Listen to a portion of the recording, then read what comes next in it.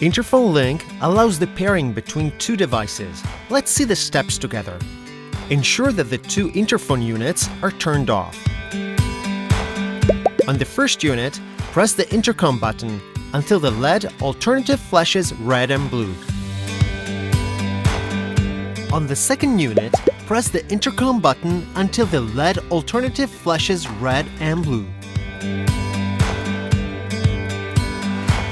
Briefly press the intercom button only on the first unit. With a few seconds, the base units are now paired and connected.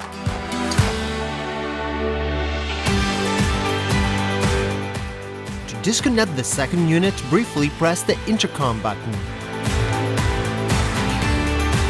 Pairing is necessary only once. Then your intercom will automatically recognize the device already paired. Interphone Link Twin Pack are paired by default.